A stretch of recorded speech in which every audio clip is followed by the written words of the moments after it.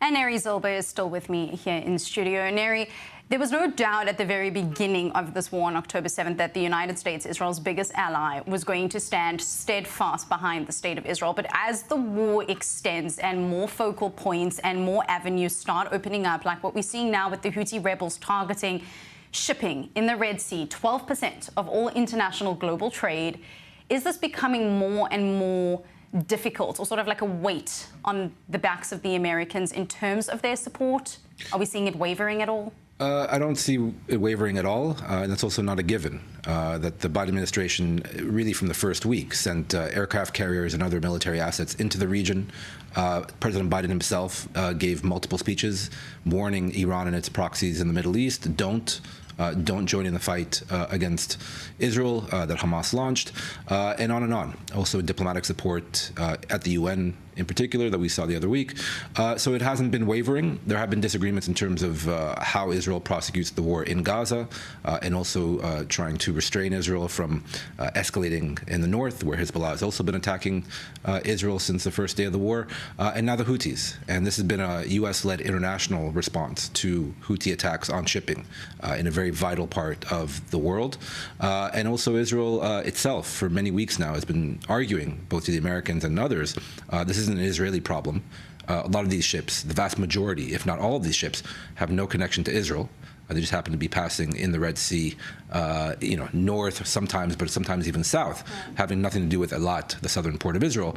And now we're seeing, finally this week, a response by America. It remains to be seen what this naval task force will actually do, whether it will just escort shipping through the Bab el-Mandeb into the Red Sea and out of the Red Sea, or whether it will actually launch strikes against Houthi assets in Yemen if the Houthis keep attacking shipping. I think what could be quite interesting is also to see how the United Nations plays a role in this, because not to compare, apples and pears, but if we have a look what's going on at the moment in Ukraine with the grain shipping deal that was put forth, that was brokered by the United Nations, because once again, this wasn't just an issue that was facing Ukraine and Russia. This was impacting a fortune of countries predominantly in Africa that was so dependent on the grain. And as you mentioned, this is only, I think, if I'm not mistaken, around 30% of the imports coming into Israel. That is a minority, or the smaller end of the spectrum in terms of what's coming into Israel from an importing point of view. And so the United Nations Security Council is set to vote today, in the next coming hours actually, on a possible another ceasefire, watering down some of the rhetoric. Are they likely to get involved here, or is the United Nations simply always going to be hitting Israel more from the other end of the spectrum? I don't think we should put any stock or any hope in the United Nations Security Council coming to any kind of consensus on active measures, whether in Yemen or even vis-a-vis the Gaza Strip. It has to be U.S.-led with an alliance, as Lloyd Austin mentioned.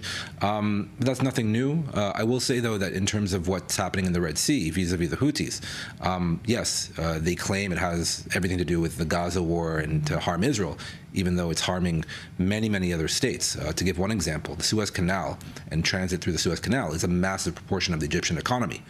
If ships don't need the Suez Canal anymore, going in and out of the Red Sea, that's a major blow to the Egyptian economy. And yet Egypt is not involved directly in this 10-nation coalition with regards to the Red Sea at all. It's not, but again, I'm sure there's tacit support by the Egyptians, as there likely is from other states, friendly states in the Middle East. And we should also keep in mind the fact that the Houthis haven't been struck hard just yet is the fear of retaliation, not towards Israel. We've seen ballistic missiles and drones being fired at southern Israel for many weeks now. It's Houthi retaliation against Saudi Arabia, against the Emirates, against Arab states in their near vicinity. That's the fear. So the escalation potential is still there, and so the U.S. will probably have to walk a very fine line, deterring the Houthis, stopping the Houthis, while not seeing them escalate further on the Arabian Peninsula.